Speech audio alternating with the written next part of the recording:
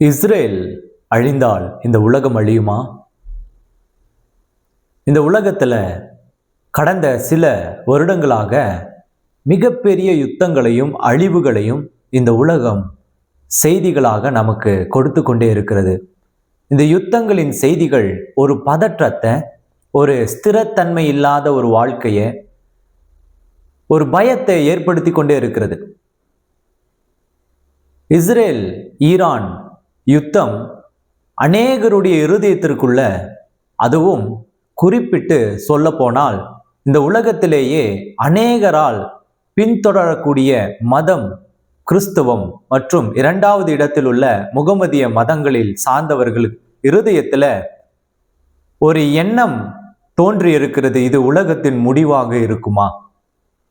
ஏன் அந்த எண்ணம் தோன்றினது என்றால், இந்த இஸ்ரேல் மற்றும் ஈரானின் இந்த யுத்தம், இஸ்ரேலில் ஏற்படக்கூடிய ஒரு பாதிப்பு இந்த உலகத்தை அழிவுக்குள்ள கொண்டு வருமா என்ற மிகப்பெரிய புராண கதைகள், வேதாகம சரித்திரங்கள், இந்த உலகத்தில் சொல்லப்பட்ட தீர்க்க தரிசனங்கள் எல்லாவற்றையும் கோர்வையாக பார்க்கும் பொழுது ஒரு மிகப்பெரிய அழிவு ஏற்பட்டு விடுமோ என்ற அச்சம். நம்முடைய ஊடகங்களும் நம்முடைய செய்தித்தாள்களும் அவர்களுக்கு அறிந்த ஞானத்தை கொண்டு நான்ஸ்ட்ரோடோமஸ், வாங்கே பாபா, இப்படி ப்ரிடிக்ஷன் மேக்கர்ஸ் அவர்கள் ப்ரீப்ரிடக்டட், அதாவது முன்னமே தீர்க்க தரிசனம் எழுதி வைக்கப்பட்டதை எடுத்து காட்டி, இதோ இந்த உலகம் அழியவிருக்கிறது, இந்த உலகம் அழியவிருக்கிறது என்று கூச்சலிட்டும் கூக்குரலிட்டும் இந்த ஜனங்களை அவர்களுடைய சந்தோஷ வாழ்க்கையிலிருந்து, ஒரு நிம்மதியான வாழ்க்கையிலிருந்து பதற்றமடைய அனுதினமும் செய்து கொண்டிருக்கும் பொழுது, இது எல்லாம் நடக்குமா? உண்மையிலேயே இஸ்ரேல் அழிந்தால் இந்த உலகம் அழியுமா என்ற இந்த காணொளி மூலியமாய் உங்களுக்கு கட்டாயமாய் ஒரு மிகப்பெரிய ரகசியம் இன்றைக்கு வெளிப்பட இருக்கிறது. இந்த காணொளியை முழுவதுமா நீங்க பாருங்க. Don't skip. இந்த காணொளியை தவிர்த்திராதீங்க. நீங்கள் தவிர்த்து விட்டால் மிகப்பெரிய இழப்பு உங்களுக்கு என்பதை நான் தெரிவித்துக் கொள்கிறேன். இந்த காணொளி வாயிலாக குறிப்பிட்ட சில காரியங்களை உங்களுக்கு காட்டி இந்த காணொலியை நிறைவு செய்ய போறேன். என்னோட இந்த காணொலியை இணைந்து கொள்ளுங்க. நான் ரெவரண்ட் ரோஷன் சான்.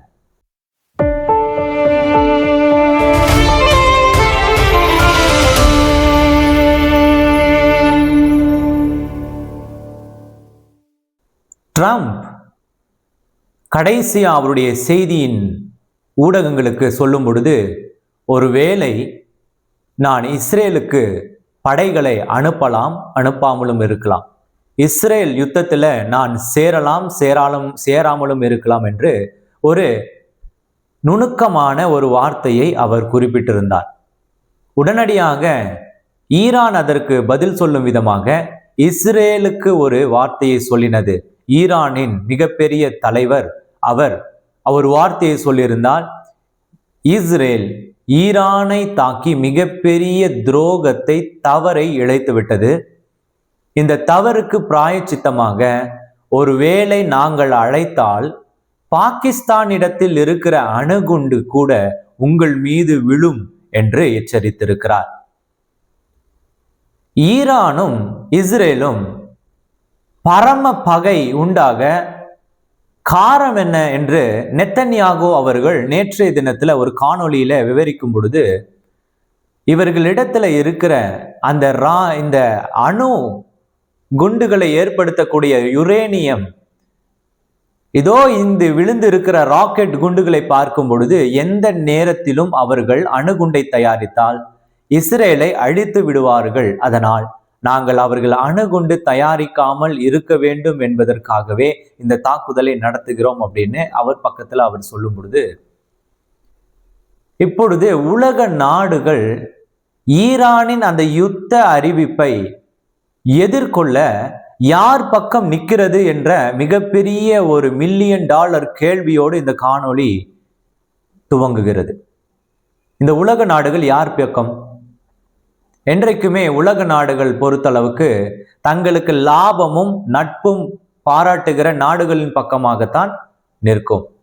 யாருடன் வர்த்தகம் அதிகம் செய்கிறதோ அந்த நாடுகளை உலக நாடுகள் விட்டு கொடுப்பது கிடையாது. அதே சமயத்துல இந்த உலகத்துல எண்ணெய் வளங்கள் நிறைந்த நாடுகள் அரபு நாடுகள். அதே சமயத்துல இந்த உலகத்துல நிறைய கண்டுபிடிப்புகள் நிறைந்த நாடு எதுனா இஸ்ரேல சொல்லலாம். இப்படி இரண்டு நாடுகளும் சம பங்கான பலத்தோடு இருக்கும் பொழுது இந்த உலக நாடுகள் எடுக்கிற முடிவு என்பது மிகப்பெரிய ஒரு மாற்றத்தை ஏற்படுத்தும்.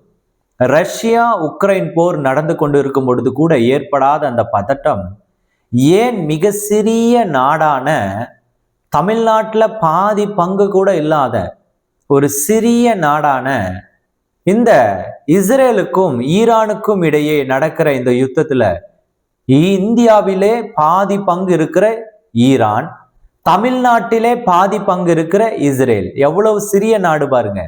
இந்த ரெண்டு நாடுகளுக்கு ஏற்படுகிற யுத்தம் உலகத்துல பதட்டத்தை ஏற்படுத்துது அப்படின்னா என்ன காரணமா இருக்கும்? ஒரு மிகப்பெரிய காரணம் இதற்கு பின்னாடி ஒளிந்து கொண்டு இருக்கிறது என்பதுதான் உண்மை. ஆனால் உங்களுக்கு ஒரு நற்செய்தியை சொல்ல விரும்புகிறேன். உலகம் உடனடியாக அழிந்து போவது கிடையாது. உலகத்தின் அழிவு துவங்கவில்லை. எப்படி பாஸ்டர்? கிறிஸ்தவத்தில் அநேக ஊழியர்கள் இன்னைக்கு உலகம் அழிய போகுது, சேனல்ஸ், டிவி சேனல்ஸ்ல உலகம் அழிய போகுது, உலகம் அழிய போகுதுன்னு சொல்லிட்டு இருக்காங்க. நீங்க மட்டும் உலகம் அழிய போகிறது இல்லை என்று சொல்றீங்களே, என்ன காரணம்? எப்படி அதை சொல்றீங்க? உங்களுக்கு இந்த உலகத்துல ப்ரிடக்ஷன் மேக்கர்ஸால் சொல்லப்படுகிற அந்த ப்ரிடக்ஷன்ஸை நான் சொல்ல போறது இல்லை. ஏன்னா அந்த ப்ரிடக்ஷன்ஸ் கூட நிறைய 90% தவறா இருக்கு. 1% கூட, அது ஏன் 1 கூட சொல்லணும், 0.0000001% கூட தவறாகாத பைபிளில் இருக்கிற தீர்க்க தரிசனத்தை உங்களுக்கு காட்டி கொடுக்க போறேன். இனி டிவி சேனல்ஸ்ல இருந்து யாராவது பார்த்தீங்கன்னா இனிமேல் அப்படிப்பட்ட மனுஷனுடைய ப்ரிடக்ஷன்ஸ் தூக்கி எறிஞ்சிட்டு பைபிளில் சொல்லப்பட்டிருக்கிற தீர்க்க தரிசனத்தை நீங்க கொஞ்சம் டெலிகாஸ்ட் பண்ணுங்க. ஏன்னா இதுதான் நிறைவேற போகுது. மத்தேயு எழுதின சுவிசேஷ புஸ்தகத்துல 24ஆம் அதிகாரத்தில் 6வது வசனம் முதல் ரகசியத்தை உடைக்குது. என்னன்னா, யுத்தங்களையும் யுத்தங்களின் செய்திகளையும் கேள்விப்படுவீர்கள், கலங்காதிருங்கள், எச்சரிக்கையாயிருங்கள், இவைகள் சம்பவிக்க வேண்டியவைகளே, ஆனாலும் முடிவு உடனே வராது என்று எழுதியிருக்கிறது. அப்போ முதல் ரகசியத்தை கடவுள் இங்க வேதாகமத்துல எழுதி வைத்து கொண்டு போயிருக்கிறாரு. யுத்தங்களின் செய்தியை கேள்விப்படுவீங்க, கலங்காமல் இருங்க, எச்சரிக்கையாயிருங்க, ஆனால் முடிவு சம்பவிக்க போவது கிடையாது. என்ன முடிவு? இந்த உலகத்தின் முடிவு சம்பவிக்காது. முதல் காரியம். இரண்டாவது காரியம், இஸ்ரவேலர்கள் நம்புவது இந்த உலகம் எப்பொழுது அழியும் என்ற அந்த தீர்க்க தரிசனம் இஸ்ரவேலர்களுக்கு பல ஆயிரம் ஆண்டுகளுக்கு முன்பதாக கொடுக்கப்பட்டிருக்கு. அவர்கள் அந்த ரகசியத்தை வைத்திருக்கிறார்கள். என்ன அந்த மகா பெரிய ரகசியம் என்றால், இப்ப இஸ்ரவேலர்கள் ஈரானோடும் இஸ்ரவேலர்கள் ஹமாஸோடும் யுத்தம் செய்வதற்கான மிக முக்கிய காரணம் என்னவென்றால், they need peace to build third temple. இஸ்ரவேலின் மூன்றாவது கோவில்,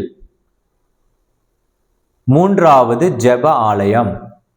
இந்த இஸ்ரேல் தங்களுக்கு மூன்றாவது அந்த ஆலயத்தை கட்ட வேண்டும் என்பதுதான் அவர்களுடைய முதல் நோக்கமே, முதல் குறிக்கோள். அதற்கு தடையாய் இருக்கிற, அதை சுற்றி இருக்கிற நாடுகளை அவர்கள் அடக்காவிட்டால் இவர்களால மூணாவது டெம்பிள் கட்ட முடியாது. என்ன அந்த டெம்பிள்? அது என்ன வரலாறு அப்படின்னு கேட்குறீங்களா? ஜெருசலேம்ல டெம்பிள் மவுண்ட் அப்படின்ற ஒரு இடம் இருக்கு. அங்க அல் அஷாக் மசூக் அப்படின்ற ஒரு முகமதிய ஒரு தொழுகை இடம் இருக்கு. அந்த இடத்தை 2 பேர் பங்கு கேட்கிறாங்க. யாருன்னா, இஸ்ரவேலர்களும் கேட்கிறாங்க, முகமதியர்களும் கேட்கிறாங்க. முகமதியர்கள் இது எங்களுடையதுன்னு சொல்றாங்க, இஸ்ரவேலர்கள் இது எங்களுடையதுன்னு சொல்றாங்க. இஸ்ரவேலர்கள் இது சாலமோன் தேவாலயம் கட்டப்பட்ட இடம்னு சொல்றாங்க. முகமதியர்கள் கிடையாது, இது முகமதியர்கள் அவர்கள் வந்துட்டு எங்களுடைய தொழுகையின் இடம், இஸ்மவேலால் எங்களுக்கு கொடுக்கப்பட்ட இடம் அப்படின்னு சொல்றாங்க. இப்படி இந்த 2 பேர் பிரச்சனையில இதோ அந்த இடத்துல முதல் 2 ஆலயங்கள் கட்டப்பட்டதன் அடையாளங்களும் ஆர்கியாலஜி எவிடன்ஸையும் இஸ்ரவேல் காட்டி இப்ப என்ன சொல்லுதுன்னா, 3வது ஆலயம் கட்டும் பொழுது இந்த உலகத்தின் முடிவு, அதாவது தங்களை இந்த உலகத்திலிருந்து வேறு உலகத்திற்கு எடுத்து செல்லக்கூடிய மெசியா என்ற அந்த இரட்சகர் வருவார் என்று நம்புறாங்க. ஆனா ரகசியம் என்னன்னா, அந்த முதல் 2 டெம்பிளை யார் கட்டினா, எப்படி கட்டினா, எந்த சூழ்நிலையில கட்டினா என்பதுதான் இங்கு ரகசியம். என்ன ரகசியம்னா, முதல் டெம்பிள, ஃபர்ஸ்ட் டெம்பிள கிங் சாலமோன் என்ற மிகப்பெரிய ஞானி ராஜா கட்டினாரு. அவர் கட்டும் பொழுது 10th செஞ்சுரியில அதை கட்டினார். 2வது டெம்பிள் கட்டப்பட்டது. அது எப்படி கட்டப்பட்டதுன்னா, அதை பாபிலோன் சிறையிருப்பில், அதாவது எக்ஸைல், இந்த இஸ்ரவேலர்களை எல்லாம் பாபிலோன் தேசத்து ராஜா என்ன பண்ணிட்டாருன்னா சிறை பிடிச்சிட்டு போய் அந்த டெம்பிளை வந்துட்டு சாலமோன் கட்டின தேவாலயத்தை இடிச்சு போட்டு நெருப்பு கொளுத்திட்டாரு. அந்த சிறையிருப்புக்கு பிறகு, அந்த அடிமைத்தனத்துக்கு பிறகு இந்த இஸ்ரவேலர்கள்லாம் மறுபடியும் கூடி வராங்க. எந்த நாட்களில? 536 538 BCE. இது ஒரு common era, before Christ, in common ஏரால இது நடக்குது. அவர்கள் திரும்பி வந்து என்ன செய்யறாங்கன்னா, அந்த உடைக்கப்பட்ட தேவாலயத்தை ரெனோவேட் பண்றாங்க. ரெனோவேட் பண்ணி புதிய அரங்கங்களை கட்டுறாங்க. அது 2வது தேவாலயமாக கருத்தில் கொள்ளப்படுது. கட்டினவர் யாருன்னா, 20ஆம் BCE, 20th BCEல கிங் ஏரோத் என்பவர் அதை கட்ட உத்தரவிடுகிறார். யாரு? கிங் ஏரோத் என்பவர் அதை கட்ட உத்தரவிடுகிறார். அப்போ இது 2வது தேவாலயமாக இவர்கள் அறியப்படுறாங்க. இந்த முதல் 2 தேவாலயமும் கட்டப்பட்ட சூழ்நிலை தருணங்கள் எப்படின்னா, இதோ இங்க ஒரு பைபிள் வசனம் சொல்லுது. எங்கன்னா, எப்படிப்பட்ட தருணத்துல இந்த தேவாலயத்தை கட்டணும் அப்படின்னு கடவுள் சொல்லியிருக்காரு. என்னைக்கு யுத்தமும் யுத்தங்களின் செய்தியும் இருக்கும், அந்த நேரத்துல நீ கட்டக்கூடாது, தேவாலயம் எனக்கு கட்ட வேண்டான்னு சொல்லியிருக்காரு. அப்ப எப்ப கட்டணும் அப்படின்னா, 1 ராஜாக்கள் 5ஆம் அதிகாரத்துல 3, 4, 5 வசனத்துல அந்த ரகசியத்தை பைபிள்ல சொல்லியிருக்காரு. இஸ்ரவேல் எப்போ அந்த டெம்பிளை கட்டணும்னு, என் தகப்பனாகிய தாவீதின் சத்துருக்களை கர்த்தர் அவருடைய பாகங்களுக்கு கீழ்ப்படிய விடும் அளவும், அவர்கள் தம்மை சுற்றிலும் செய்கிற யுத்தத்தினால் அவர் தம்முடைய தேவனாகிய கர்த்தருடைய நாமத்திற்கு ஆலயத்தை கட்ட அவருக்கு கூடாதிருந்தது என்று நீர் அறிந்திருக்கிறீர். ஆனாலும் இப்போதோ என் தேவனாகிய கர்த்தர் எங்கும் எனக்கு இளைப்பாறுதலை தந்தார், விரோதியும் இல்லை, இடையூறும் இல்லை. இதுதான் கீவேர்டு. இஸ்ரேல் தன்னுடைய 3rd டெம்பிளை கட்டணும்னா, இதோ முன்னமே சாலமோன் என்ற அந்த டெம்பிளை கட்டின அந்த ராஜா அங்கிருந்து இன்னொரு ராஜாக்கு ஒரு கடிதத்தின் மூலியமாய் குறிப்பிட்டு, இந்த குறிப்பு ரொம்ப ரொம்ப ரொம்ப முக்கியம். அந்த குறிப்பில் ஹைலைட்டான குறிப்பு என்னன்னா, கடவுள் என்னை இப்ப கட்ட அனுமதிச்சிருக்காரு, காரணம் எனக்கு விரோதியும் இல்லை, எனக்கு இடையூறும் இல்லை. கீவார்த்தை. அப்போ இஸ்ரேல் தன்னுடைய 3வது டெம்பிளை கட்டணும்னா, அவங்களுக்கு முதல் காரியம் இடையூறு இருக்கக்கூடாது, அவர்களுக்கு எதிரியே இருக்கக்கூடாது. அது இல்லாம 3வது டெம்பிள் கட்ட முடியாது. 3வது டெம்பிள் கட்டினால்தான் மெஸ்ஸையா தனக்காக வருவார் என்ற அவர்களுடைய நம்பிக்கை பழிக்காமலேயே இருக்கும். இந்த நம்பிக்கைகள் அவருக்கு மாத்திரமல்ல, இந்த உலகெங்கிலும் இருக்கிற கிறிஸ்தவர்களுக்கும் உண்டு. ஏனென்றால் உலகத்தில் உள்ள அனைத்து கிறிஸ்தவர்களின் கண்களும் எருசலேமை பார்த்தான் இருக்கிறது. எருசலேமில் நடக்கக்கூடிய காரியத்தை பார்த்து தான் இருக்கிறது. எருசலேமில் தான் இந்த உலகத்தை படைத்த கடவுளுடைய ஒரே பேரான குமாரன் வந்து இறங்குவார் என்பது வேதத்தில் சொல்லப்பட்டிருக்கு. இதுதான் தீர்க்க தரிசனம். அப்போ அவர்கள் இந்த உலகத்திற்கு மிக மிக மிக முக்கியமான ஒரு நாடு. கிறிஸ்துவத்திற்கும் மாத்திரமல்ல, முகமதியர்களுக்கு மாத்திரம், இந்த உலகத்திற்கே, இந்த உலகத்தில் இருக்கிற மொத்த ஜனத்திற்கும் முக்கியமான நாடு எது தெரியுமா? இஸ்ரேல். அங்கு ஒரு சிறு துளி மாற்றம் நடந்தாலும் மிகப்பெரிய மாற்றம் இந்த உலகமே சந்திக்கும். அப்போ அந்த தீர்க்க தரிசனம் நிறைவேறணும்னா 3வது டெம்பிள் கட்டணும்னா சமாதானம் இருக்கணும், விரோதியே இருக்கக்கூடாதுன்றதுதான் ரகசியம். இப்போ முதல் 2 டெம்பிள் அந்த மாதிரி சமாதானமான நாட்களில கட்டப்பட்டுச்சு. இப்போ 3வது டெம்பிள் கட்டணும்னா இவர்களுக்கு சுத்திலும் பிரச்சனை. அமாசால பிரச்சனை, காசால பிரச்சனை, ஈரான்ல பிரச்சனை, அதை சுற்றி இருக்கிற லெபனான்ல பிரச்சனை, அதை சுற்றிலும் பிரச்சனை சூழ்ந்து இருக்கும் பொழுது இவர்கள் பிரச்சனை தீர்க்கும் பொழுது சமாதானத்துக்குள்ளாக வரும் பொழுதுதான் 3வது டெம்பிள் கட்டப்படும். இந்த 3வது டெம்பிளை குறித்து ஒரு இன்ட்ரெஸ்டிங்கான ஃபேக்ட் உங்களுக்கு சொல்லணும்னு நினைக்கிறேன். இந்த ஃபர்ஸ்ட் 2 டெம்பிள் இருக்கு இல்லையா, இந்த ஃபர்ஸ்ட் 2 டெம்பிள் ஒரு அடையாளம். 3வது டெம்பிள் தேவனுடைய வருகையின் தீர்க்க தரிசன நிறைவேறுதல்.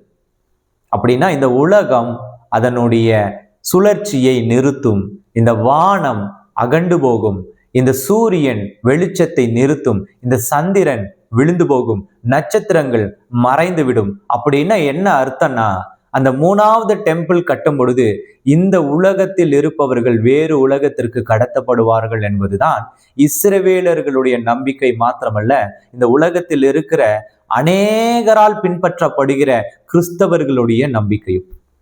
இதுதான் மிகப்பெரிய நம்பிக்கை இந்த உலகத்திலேயே. அப்போ இந்த யுத்தம் அப்படின்ற இந்த காரியத்திற்குள்ள எவ்வளவு ரகசியம் அடங்கி இருக்கு பாருங்க. நாம மேலோட்டமா இந்த யுத்தத்தை பார்க்கிறோம், ஆனா இந்த யுத்தத்திற்குள்ள அடங்கி இருக்கிற ரகசியம் நம்மளுடைய கற்பனைக்கு எட்டாததா இருக்கு.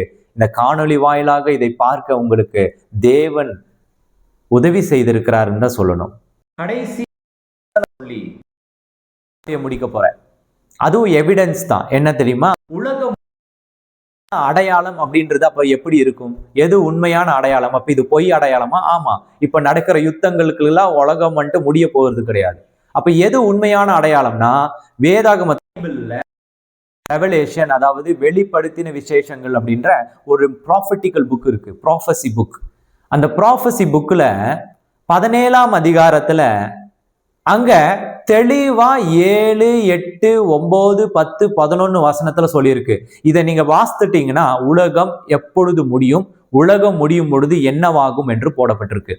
அதுல சிலதை மட்டும் உங்களுக்கு நான் சொல்ல விரும்புறேன். அதை நான் அப்படியே படிச்சு காமிக்கிறேன், நீங்க புரிந்து கொள்ள நீங்க முயற்சி செய்யுங்க.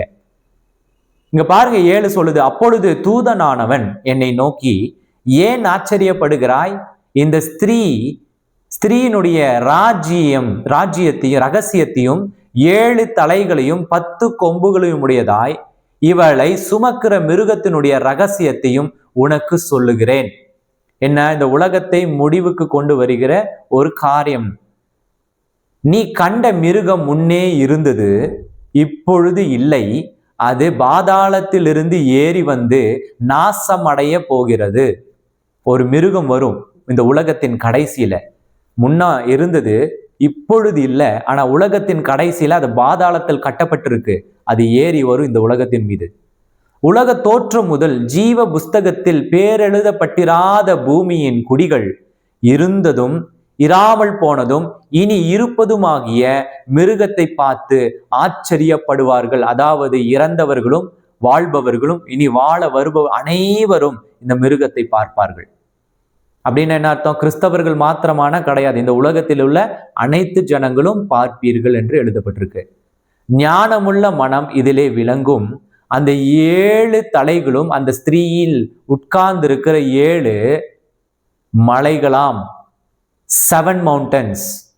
அந்த 7 மலைகள் தான் இந்த உலகத்தின் முடிவை தன்னிடையே வைத்திருக்கு. அது என்ன 7 மலை?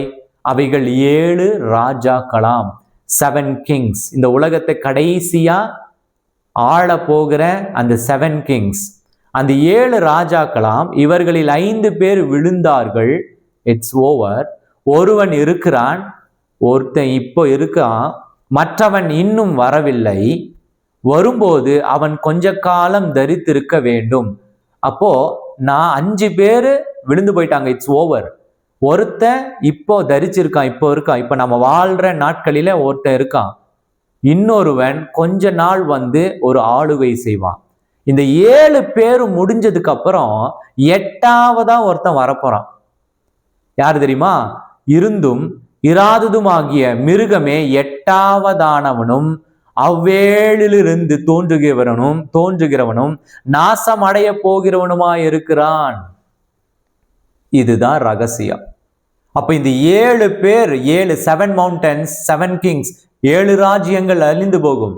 இந்த 7 அழிந்து போனதிலிருந்து உருவாகி 8ஆவதா ஒருத்தன் வருவான், 8. அந்த 8ஆவதா வரக்கூடியவன் இந்த உலகத்தை ஆளுகை செய்வான்.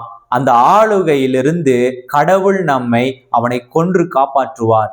அந்த நாள் தான் இந்த உலகத்தின் அழிவு முடிவு. My dear beloved brothers, sisters, நம்மை ஏமாற்றி கொண்டிருக்கிற அநேக காரியங்கள் நம்மை சுற்றி கொண்டே இருக்கும். யுத்தம் செய்தியும் குறித்தும் கலங்காமல் இருங்க. கட்டாயமாய், நிச்சயமாய் வேதாகமத்தின் தீர்க்க தரிசனமே அல்லாமல் இந்த உலகத்தில் யாராலும் சொல்லப்படுகிற எதுவும் நிறைவேற போகிறது கிடையாது, நிறைவேறாது. அதை இந்த உலக ஜனங்கள் புரிந்து கொள்ளணும். இந்த செய்தி முழுமையாய் நீங்கள் பார்த்ததுக்கு நன்றி. இந்த செய்தியினூடாக உங்களுக்கு ஒரு நல்ல புரிதல் ஏற்பட்டது என்று விசுவாசிக்கிறேன். இந்த உலகத்தின் முடிவு இதோ இந்த வேதாகமத்தில் இருந்து துவங்கும். இந்த உலகத்தின் துவக்கமும் வேதாகமத்திலிருந்தே துவங்கினது. இதோ இது உங்களுடைய வாழ்க்கைக்கான ஒரு தரிசனம். இந்த உலகத்துல யாருக்குமே கொடுத்திராது, இனி வரக்கூடியது என்பதை யாருமே, எந்த மதமுமே அறிந்திருக்காது. வேதாகமத்தையும் கர்த்தரையும் இயேசுவையும் நம்பினவர்களை தவிர இந்த உலகத்தில் யாருக்குமே தெரியாது. அவ்வளவு மேன்மையான இந்த புஸ்தகத்தை தேடி வாசிக்க பழகுங்கள். தேவன் ராஜ்யம் சமீபமாயிருக்கிறது.